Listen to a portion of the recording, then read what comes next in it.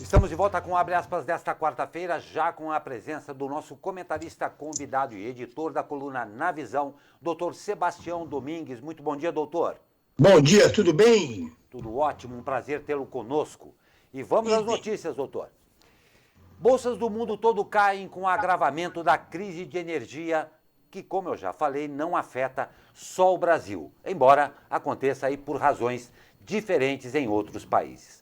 Enquanto isso, com a perspectiva de petróleo em alta, o mercado financeiro liga o alerta para uma inflação global. A consequência desse cenário é perspectiva de aumento de juros antes do esperado, o que reduz a atratividade das bolsas em relação aos títulos de renda fixa, com efeitos principalmente para ações de tecnologia. Além do Brasil, passam por crises de energia a China e Europa. Na China, o nordeste do país já registrou apagões devido à falta de carvão, que é a principal fonte energética do país. Na Europa, os preços do gás natural dispararam, gerando risco de escassez em meio à proximidade do inverno no continente, onde o gás também é usado para abastecer os sistemas de aquecimento. As três crises ocorrem em meio a um processo de retomada da economia mundial com o avanço da vacinação e ameaçam aí as cadeias produtivas e de fornecimento em todo o mundo. Zé Guilherme. Então, doutor Sebastião, como é que a gente vai enfrentar essa crise?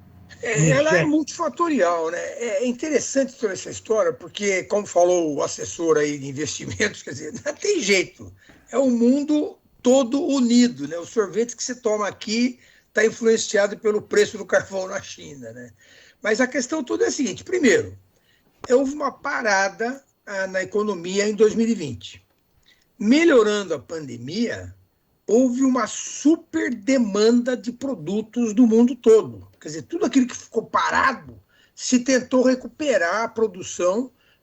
Vocês viram aí a crise que ainda persiste no ramo de automóveis, por exemplo, no Brasil, que faltavam componentes e tal. Então, essa super demanda é um dos fatores da crise da energia. O outro fator é que os invernos na Europa e nos Estados Unidos foram muito rigorosos. Inverno rigoroso, que você tem que usar muito combustível para aquecer as casas, e os imóveis todos, as lojas, escritórios e tal. Terceiro, existe uma pressão internacional para que se melhorem as fontes de energia, quer dizer, que se tenha mais energia limpa. Então, por conta disso, também aumenta a pressão para você diminuir o uso de combustíveis fósseis. No caso da Europa, por exemplo, ela depende praticamente, única e exclusivamente, do gás russo para aquecer as casas e tocar as indústrias. A Rússia estava construindo, ou está construindo, um novo gasoduto passando pelo norte da Alemanha e estava tendo problemas porque a Europa estava querendo embargar esse gasoduto. Quer dizer, com certeza agora, por causa das questões ambientais, com certeza agora deve liberar. A OPEP, como sempre, faz o papel dela, ou seja, ela abre ou fecha a torneira dos poços de petróleo de acordo com o preço. Quer dizer, aumentou a demanda por causa da saída da recessão, ela também aumentou o preço. Então, está tudo interligado. Lembrando sempre que o Brasil, pelo menos nos próximos anos, está numa posição privilegiada, porque 60% da nossa energia é hidrelétrica, estamos aí com o problema da falta de água. Nós já temos aí uma matriz adicional de uns 20% de eólica e insolação, que deve aumentar muito nos próximos anos. E o Brasil tem muito gás natural nos poços da Petrobras que ficam aí no mar. O problema é trazer esse gás, você tem que investir em gasodutos para trazer esse gás do mar. Então, quer dizer, nós, a médio prazo, temos solução para o nosso problema de energia. Agora, o mundo como um todo, essas partes todas envolvidas têm que se ajustar. Sendo que, um detalhe, a Europa gastou as reservas de gás que ela tinha por causa do inverno passado, que foi rigoroso. Se tivermos um outro inverno rigoroso, a situação por lá vai continuar piorando. A pergunta que não quer calar. Já começou a tomar banho rápido? Ô, Zé Guilherme, duas questões. Primeiro, eu sempre tomei banho rápido. Tá? E segunda questão mais importante, eu tomo banho na bacia. Observe que eu não falei de bacia, eu falei na bacia. Ou seja, eu uso uma bacia plástica debaixo do chuveiro, tomo banho, né, eu estando dentro da bacia, eu tomo banho de chuveiro, a água toda do meu banho vai ficar retida na bacia e essa água da bacia eu uso então para dar descarga durante o dia. É uma economia brutal. Se todo mundo fizesse isso, nós íamos ter economia de milhões de litros d'água por dia, com certeza, e fica aqui a sugestão, não interfere em nada na sua vida, pode até tomar banho demorado, não tem problema nenhum, que você vai reutilizar a água na descarga. Fica a dica aqui do banho na bacia. Muito bom. Glauco. A Agência Nacional de Saúde Suplementar informou ontem que autuou a Prevent Senior após constatar indícios de infração por deixar de comunicar aos beneficiários as informações estabelecidas em lei. A empresa tem 10 dias para se manifestar sobre o assunto. Segundo o órgão regulador, após a apuração de denúncias contra a Prevent Senior, foram verificados elementos que contradizem a versão inicial apresentada. A empresa informou em nota que nega e repudia as acusações mentirosas levadas anonimamente à CPI da Covid e à imprensa. A Prefeitura de São Paulo realizou fiscalização em um hospital da Prevent Senior. A unidade é na região da Vila Olímpia, zona sul da capital. Foi constatado que o estabelecimento não possui licença prévia de funcionamento, portanto, está em situação irregular. A operadora afirma que a unidade da Vila Olímpia tem autorização do Estado para funcionar como hospital de campanha. Zé Guilherme. Então, doutor Sebastião, esse é um caso aí, né, meio triste, né, porque, na verdade, era meio que um teste, né, de uma empresa voltada exclusivamente, principalmente para idosos, né, e agora recebe essa carga enorme de acusações. Como é que o senhor vê esse isso aí problema? me faz lembrar aquela história da escola de base, que você lembra lá de São Paulo, né? Que lincharam praticamente os donos da escola baseado em informações que foram publicadas, que no final da história eram todas mentirosas. Por que eu estou querendo dizer isso? Porque você pode chegar numa CPI e, de forma anônima, falar um monte de coisa. Concorda comigo ou não? Como existe um espetáculo midiático também em cima da CPI, quer dizer, precisa primeiro ser apurado se tudo que ela falou é verdade. Me parece que o relato dela me pareceu muito seguro, né? E você tem que analisar os fatos como um todo. Alguém aqui discute, alguém aqui duvida que o presidente da República defendeu e ainda defende o uso da cloroquina? Não, ele faz isso desde a primeira hora. E a Prevent Senior tentou fazer um trabalho para provar que isso funcionava e fez isso, tudo isso de forma ilícita.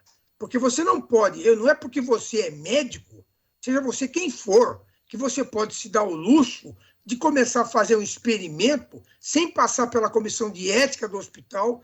No caso dele, como é um investimento grande, provavelmente ele teria que pedir para a comissão de ética da ANS também. Quer dizer, ele não tinha embasamento, ele não tinha apoio jurídico de ninguém para fazer o que ele fez. E o que é pior, enganando os pacientes. Se você está usando uma droga num trabalho, que eu não vou nem chamar de científico, tá? Numa pesquisa que ele estava fazendo lá dentro, quer dizer, que ele não sabia se aquilo funcionava ou não, você é obrigado a informar o paciente o que você vai fazer com ele. Ele pode concordar ou não. Então, tem muitas histórias esquisitas no depoimento dela, né? Quer dizer, isso vai ter que ser apurado. Essa história aí da ANS autuá-lo porque não avisou os pacientes, isso é o menor dos problemas, né? Pelo que ela relatou ontem lá, que diminuiu o oxigênio dos pacientes na UTI para desocupar mais rápido o leito. Pelo amor de Deus, quer dizer, isso aí, olha, tem um tal de Mengel aí que deve estar se sentindo uma pessoa boazinha no meio dessa história, tamanha quantidade de absurdos que foram relatados ontem. Vamos ter que aguardar para ver o que se comprova disso tudo. Vamos aguardar. É isso aí, Glauco.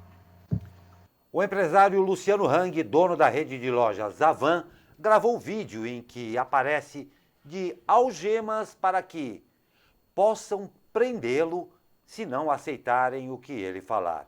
Confira. Oi pessoal, estou vendo essa reportagem feita com o Randolph através da Globo News. E aí um repórter pergunta, mas aí tem a possibilidade de deixar o Luciano falar o que ele quer? Pessoal, eu estou indo na CPI com o coração aberto. E se por acaso eles não aceitarem aquilo que eu vou falar, né? Já comprei para não gastar dinheiro com algema, já comprei uma algema, vou entregar uma chave para cada senador e que me prendam. Pois é. Hang presta depoimento hoje na CPI da pandemia. Ele é apoiador de Bolsonaro e defensor do tratamento precoce com remédios comprovadamente ineficazes para a Covid. O empresário entrou na mira da CPI após as denúncias enviadas à comissão sobre a Prevent Senior, incluindo a suposta alteração do atestado de óbito da própria mãe, Regina Hang. Zé Guilherme. Então, Sebastião, como é que... Eu acho que ele vai acabar preso. Polêmico, né? Eu acho que ele vai acabar preso porque ele é uma pessoa muito debochada, né? Fica claro aí. Se ele não se comportar na CPI, realmente eu acho bem provável que ele seja preso por desacato. Porque vamos ver como é que ele vai se comportar. Eu estou até preocupado lá que saia... vai sair um bate-boca meio pesado lá hoje. Vamos aguardar. Com relação ao atestado de óbito, já que você tocou nesse assunto, Glauco, uma das coisas que eles faziam lá na Prevent Senior, que para o leigo pode parecer uma coisa correta, é o seguinte: a pessoa, passados 14 dias no hospital, ele alterava o CID, que é o Código de Codificação das Doenças, Código Internacional de Doenças, no atestado e no próprio prontuário, porque ele dizia o seguinte: não, depois de 14 dias ele não está mais com Covid. Mas não é assim que funciona a tabulação dos dados. Se eu, por exemplo, tiver Covid, e no processo de Covid eu tiver uma pneumonia, no processo da pneumonia eu tiver uma septicemia, no processo da septicemia eu tiver uma parada cardíaca, eu morri de parada cardíaca. Aí você preenche assim no atestado de óbito: eu morri de parada cardíaca como causa ou consequência de septicemia, como causa ou consequência de pneumonia, como causa ou consequência de Covid. Ou seja, a causa primária da doença, da minha morte, foi a Covid. Eu não morri da Covid, eu morri de complicações da Covid. Então não está autorizado ninguém a mudar o CID de internação de um paciente hospitalizado. Isso que ele fez foi um absurdo, uma tentativa de burlar mais uma vez para dizer que a cloroquina funcionava. É estarrecedor. Essas coisas que vão sendo reveladas. E o que é pior nessa história toda é que ficou mostrado ontem na CPI, a ser comprovado se é verdade ou não, que havia todo um encadeamento. Quer dizer, o tal do gabinete paralelo do governo do Bolsonaro, quer dizer, tinha comunicação com a Prevent Senior e trabalhavam mais ou menos em conjunto para tentar impor para a população a cloroquina. É terrível, viu? Glauco. Pois é, eu agradeço a audiência da Eulália Ferreira, Valderi Teixeira e Eugênia Minecucci. Muito obrigado.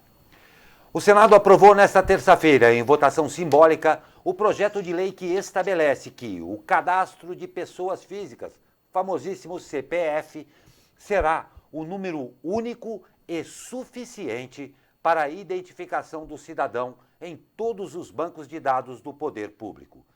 O relator do projeto, senador Esperidião Amin, acatou duas emendas apresentadas e, com a mudança, o texto retorna à Câmara dos Deputados para nova análise. De acordo com o relator, o projeto não invalida os demais documentos de identificação. O objetivo é estabelecer um único número para que o cidadão tenha acesso aos seus prontuários no SUS, aos sistemas de assistência e previdência social, tais como Bolsa Família, benefício de prestação continuada e registro no INSS. As informações fiscais e tributárias e também o exercício das obrigações políticas, como alistamento eleitoral e, claro, o voto. Zé Guilherme. Isso simplifica as coisas, doutor Sebastião. Ô, Zé Guilherme, eu fiz um levantamento aqui. Eu tenho 2 RGs, um CPF, um título de eleitor, um PIS/PASEP, uma carteira de trabalho, uma CNH onde tem o PGU e o número da carteira, uma carteira profissional, tenho 3 NITs, que é o número de identificação do trabalhador, e eu acabei de acrescentar aqui o número do cartão SUS. Eu tenho 13 números que me identificam no país. Isso porque eu tenho um RG, porque você pode ter um RG em Minas Gerais, em São Paulo, em Goiás, em todo o estado. Já existe há algum tempo, talvez uns 15 anos, um projeto de criação do documento de identificação único, que parece que agora vai sair. Na época, isso foi bloqueado porque diziam o seguinte: isso aí é uma interferência muito grande do Estado sobre o indivíduo. Significava o seguinte, que eu vou poder, quer dizer, que vai dificultar a minha trambicagem, né? Quer dizer, se eu tiver um documento único, o meu RG vai ser um só, vai ser mais difícil sair aplicando golpes por aí.